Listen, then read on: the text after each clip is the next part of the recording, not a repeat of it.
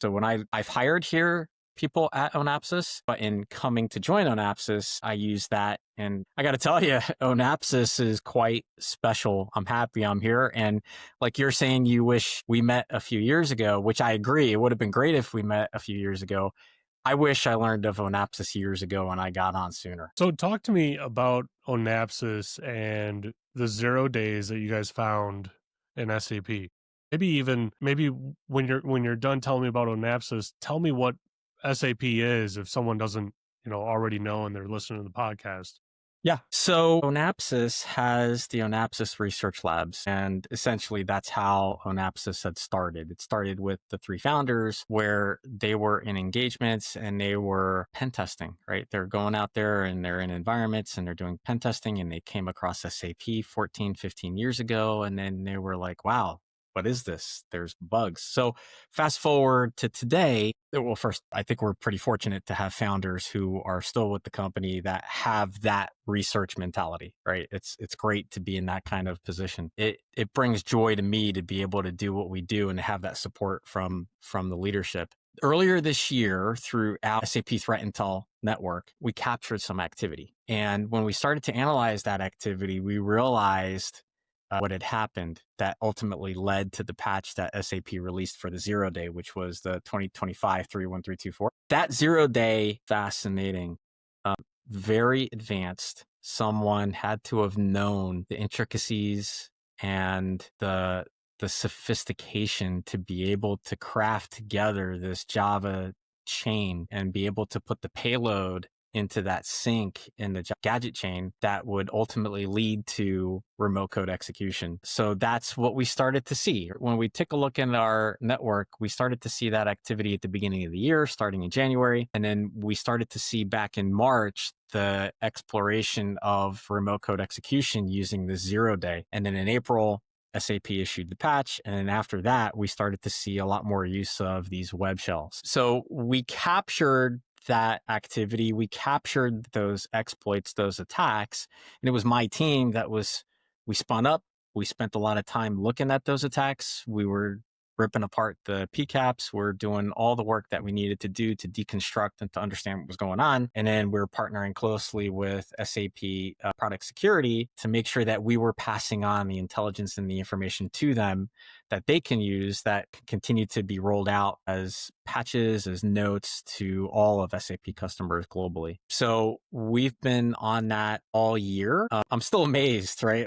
We've been telling customers for a long time, just on Apsys overall, SAP is a target. We issued some reports a couple years ago when we partnered with Flashpoint that now SAP was being talked about in the underground. It was being actively talked about across the whole spectrum of miscreants, from people that don't have the knowledge, that don't have the capacity. They're using tools, right? We refer to them as script kiddies, all the way up to APTs, government sponsored groups, so on and so forth, right? We saw that there was now interest in ERP. And then here's the 0 day.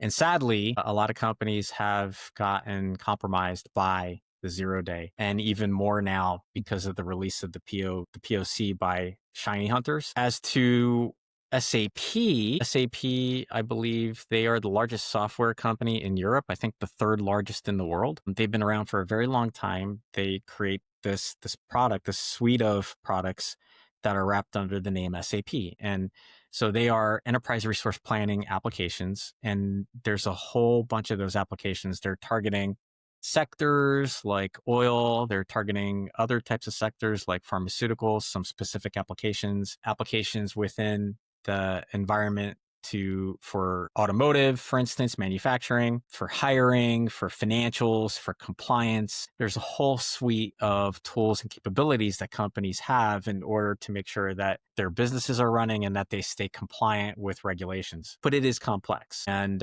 so what we refer to that information, we call that the crown jewels. So a company's crown jewels are typically stored within an ERP system like SAP. And that's what we do at Onapsis. We have our own application called the Onapsis platform that customers can purchase, and they can go ahead and roll out in their environment to to assess their environment, to defend their environment, and to do code audits of their code that gets pushed out to SAP. But we also have my team in the Onapsis Research Labs, where we actively work on finding vulnerabilities within SAP. We partner with SAP, we report them to SAP. So next week is Patch Tuesday. SAP will go ahead and release its patches. You'll see some patches from us, usually month to month. But on top of that, like I said, we have our intelligence sensor network.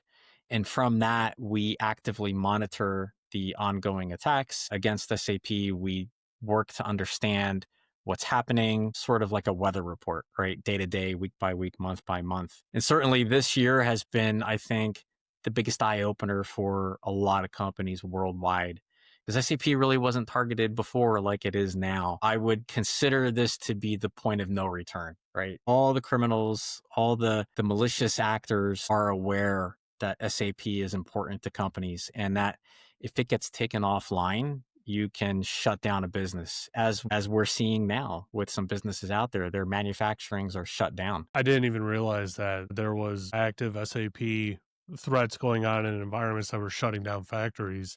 Mhm. So, were you able to do any attack attribution to, this exploit? Do you know potentially of where it came from or who put it together? And I've got a slide with some information. For the 0 day, we suspect that there was involvement from Russia or slash China. We don't know exactly who, but we suspect it's out of there. What we do know is once the web shell started to get deployed, that it was being used by Chinese actors. And now with Shiny Hunters releasing the POC, I mean, the exploit's now public, right? Anyone can go ahead and use the exploit and activate it. So yeah, unfortunately, it went from very private hands to now it's very public. There are a lot of other groups that are targeting SAP. I'm pulling up a slide here because I don't remember all of them off the top of my head, but we've got like Fin7, Fin13, Cobalt Spider, Quilin,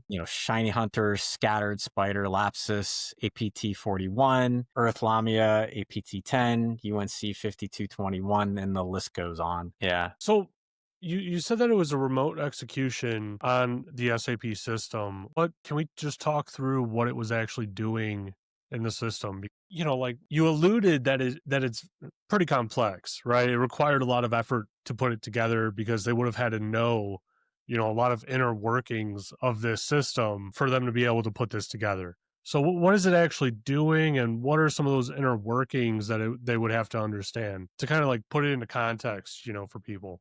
Yeah, so let's talk about the initial 0 day, right? We talk about WAFs. We talk about putting in filters into the web application firewall to be able to stop things, right? You usually go ahead and look for cross-site scripting. You look for those types of things. Right? You can refer to the OWASP top 10. But in this particular case, it was a straight HTTP attack against an endpoint, the metadata uploader, which is a totally legit application within SAP, but the payload involved this gadget chain, right? So it's a series of Java classes that were constructed together, and it was passed serialized over to the endpoint metadata uploader, where at one point it's getting deserialized. And once it gets deserialized, within that sync of the gadget chain is the actual payload that was malicious. So for the RCE, the remote code execution, we would see execution. Remote code execution doesn't necessarily mean a web shell is being dropped, right? Or a remote code execution can go ahead and execute a command right on the command line, for instance,